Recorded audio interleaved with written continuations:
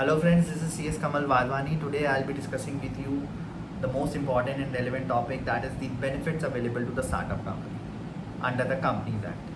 So हम बहुत समय से सुनते आ रहे हैं कि स्टार्टअप 102 यूनिकॉर्न स्टार्टअप बन चुके हैं और यूनिकॉर्न स्टार्टअप वो होते हैं जिन्होंने $1 बिलियन की वैल्यूएशन अचीव कर ली होती है without getting listed in the stock exchange. तो अब हम क्या कर सकते हैं, हम स्टार्टअप को कैसे बेनिफिट प्रोवाइड कर सकते हैं, वही हमें बताना है कि हम स्टार्टअप को ये बताएंगे कि क्या क्या बेनिफिट्स अवेलेबल हैं अंडर द लॉ जो वो अवेल कर सकते हैं। हम इस वीडियो में सिर्फ वही बेनिफिट्स डिस्कस करेंगे जो कि कंपनीज एक्ट 2013 में दिए हुए हैं। बेनिफिट को समझने से पहले हमें ये समझना ज़रूरी है कि स्टार्टअप का मतलब क्या होता है अंडर द लॉ। तो स्टार्टअप का मतलब या तो startup in the form of private company, startup in the form of LLP, startup in the form of partnership. Public company startup का बेनिफिट स्टेटस नहीं ले सकती।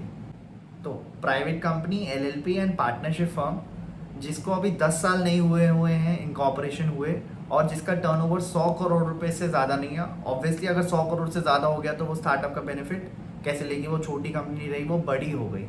और जो which is working towards the innovation, improvement and development of process, product and services, and which has a scalable business model with a high potential of employment generation and wealth creation.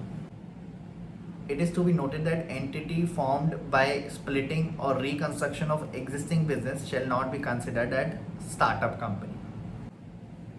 चलिए अब समझते हैं कि startup को benefits कौन कौन से मिले। सबसे पहला बेनिफिट स्टार्टअप के पास होता है कि स्टार्टअप की फाइनेंशियल स्टेटमेंट में कैश फ्लो स्टेटमेंट की ज़रूरत नहीं होती।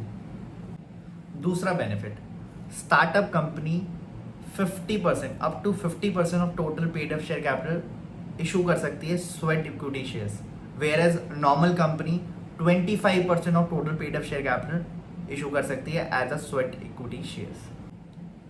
तीसरा benefit, startup company ESOP issue कर सकती है अपने प्रमोटर को जो कि एम्प्लॉय है और अपने डायरेक्टर को जिसने 10% से ज़्यादा इक्विटी शेयर्स होल्ड कर रखे हैं, वेयर एज नॉर्मल कंपनी ये नहीं कर सकती। चौथा benefit, startup company money accept कर सकती है in the form of convertible note 25 lakh रुपए या उससे ज़्यादा, और उस अमाउंट को डिपॉजिट कंसिडर नहीं किया जाएगा।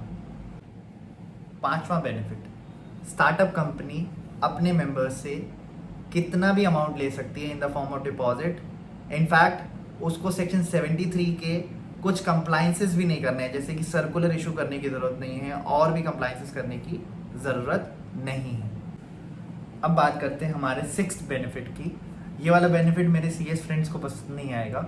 ये वाला बेनिफिट है एनुअल रिटर्न के रिगार्डिंग। स्टार्टअप कंपनी की एनुअल रिटर्न की साइनिंग की रिक्वायरमेंट है, या तो कंपनी सेक्रेटरी है अगर कंपनी में तो कंपनी सेक्रेटरी करेगा साइन, अगर कंपनी सेक्रेटरी नहीं है तो डायरेक्टर करेगा।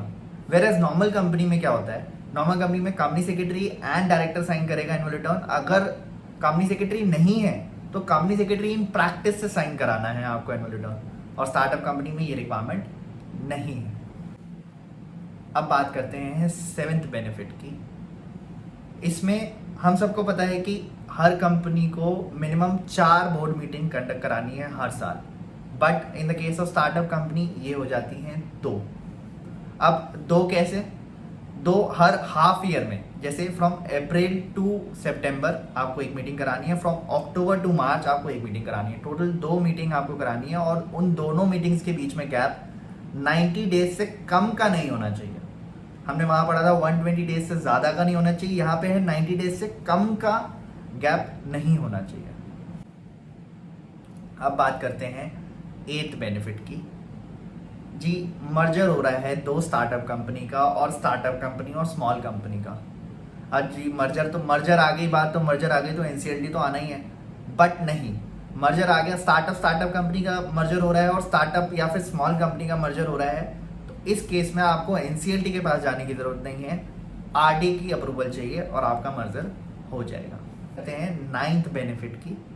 इसमें है पेनल्टी। स्टार्टअप कंपनी के ऊपर मैक्सिमम कितनी पेनल्टी लग सकती है। एक तो परसेंटेज टर्म्स में लिमिट दी हुई है कि 50% of the amount specified in the respective section. तो अगर सेक्शन में दी हुई है कि मैक्सिमम पेनल्टी 3 लाख रुपीस लगेगी, तो स्टार्टअप कंपनी के ऊपर 1,50,000 से ज़्यादा नहीं लग सकती। और इसकी ओवरऑल एक लिमिट भी दी हुई है कि कंपनी के ऊपर 2 लाख रुपए से ज़्यादा पेनल्टी नहीं होगी और ऑफिसर इन डिफॉल्ट के ऊपर 1 लाख रुपए से ज़्यादा पेनल्टी नहीं होगी। विद दिस हमारी सारी बेनिफिट्स जो कि कंपनीज एक्ट के अंदर दिए हुए हैं स्टार्टअप कंपनी के रिगार्डिंग वो ख़त्म होते हैं। होप आपको ये वीडियो पसंद आई होगी और इन्फॉर्मेटिव लगी होगी। अगर हाँ तो इसको शेयर ज़रूर करें, because sharing is caring. Thank you.